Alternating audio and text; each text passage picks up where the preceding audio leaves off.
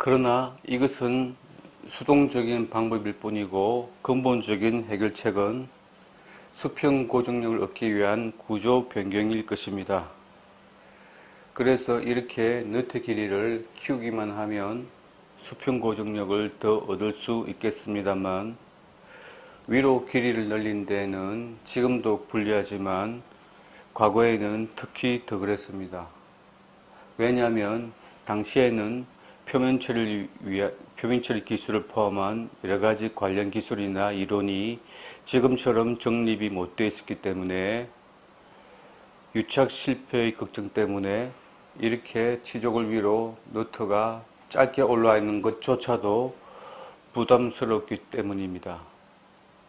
따라서 위로 올라가는 게 아니라 오히려 반대로 너트를 픽스 안으로 집어넣는 이런 디자인도 개발될 정도였습니다. 일명 인터널 헥사라고 하는 것으로서 형식상 내부 결합형이 되는 것인데, 하지만 이것은 기존의 외부 결합형을 거꾸로 뒤집어 놓은 것에 불과한 데다가 너트의 길이도 짧아서 효과가 없고 괜히 구멍만 크게 파서 픽스처 외벽의 두께가 얇아지는 약점만 생깁니다. 이게 효과가 있으려면 너트의 길이가 더 길어져야 수평 고정을 얻는 효과를 볼 수가 있겠죠. 하지만 헥사의 길이는 가공 방법의 한계가 있어서 2mm를 넘기지 못합니다.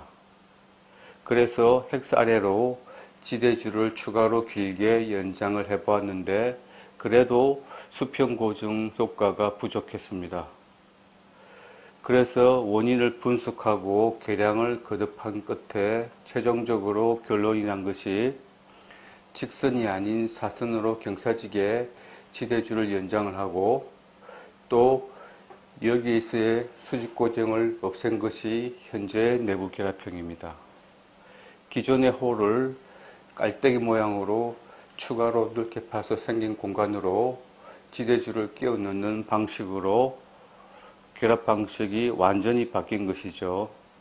즉, 지대줄 속에 픽스처를 끼우는 것이 아니라 픽스 속에 지대줄을 끼우는 방식으로 바뀐 것입니다. 추가로 홀을 파다 보니 가장자리에는 얇은 테두리만 남고 픽스처의 외벽이 얇아지는데, 여기 있었던 너트는 날아가고 대신에 픽스처 내부 깔때기의 시작 부분에 헥사 구조를 파버리니 여기서는 더 얇아집니다. 그리고 나사 체결 구멍도 이만큼은 더 깊게 팠기 때문에 나사산도 따라서 그만큼 더 깊은 곳에 만들어져 결합 나사의 길이가 길어지게 됩니다. 그리고 지대주도 픽스처에 상응해서 하단에 평평한 표면이 없어지고 깔때기 모양으로 아래로 연장이 되어 있고, 속에 있던 회전 방지 구조가 깔때기 표면으로 이사를 옵니다. 그래서 픽스처를 속에 지대줄을 끼워보면 픽스처 내부에서 각각의 헥사가 서로 맞물려서 지대주 회전이 방지되고, 지대주와 픽스처의 접촉면이 직선이 아닌 경사가 있으므로 더 잘 맞게 되는데, 이를 코니컬 실링이라고 하며 수평 및 수직 고정을 동시에 얻게 됩니다. 그래서 결합 나사로 연결 안 하고 그냥 끼워져 있는 상태로도 수평으로 어느 정도 고정이 될 정도라서 나사가 확실히 덜 풀립니다. 그런데 처음에는 좋았지만 시간이 가면서 나쁜 결과가 나오는데, 지름 5mm 이하의 픽스의 경우 나사가 외부 결합형보다 더 잘 풀리거나 부러지게 됩니다.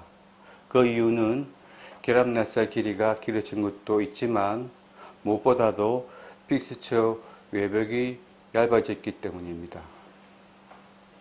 실제로 외벽이 얼마나 얇아지는지 구체적으로 살펴보면, 예를 들어 지름이 4mm라면 나사 체결홀을 지름 약 2mm를 빼면 외부 결합형에서는 외벽 두께는 각각 1mm, 1mm라서 쓸만합니다.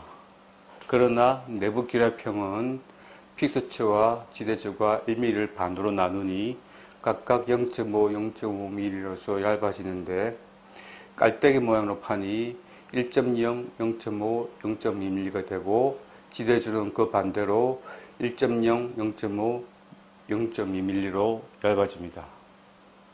만약 지름이 3mm라면 외부 결합형조차도 외벽의 두께가 0.5mm이고 내부 결합형은 픽스처 지대지 둘 다 0.25mm라서 너무 약해서 쓸 수가 없습니다. 그래서 지름 3mm는 외부 결합형만 가공하고 내부 결합형은 없습니다. 지름 3mm 정도라면 앞니의 좁은 굴폭에서 쓰기가 적당한데 앞니는 수평 교합력을 주로 받기 때문에 수평 고정 구조가 없는 외부 결합형을 쓰기도 마땅치 않죠. 그래서 앞니용으로는 일체형이 이미 오래전부터 나와 있는 것입니다.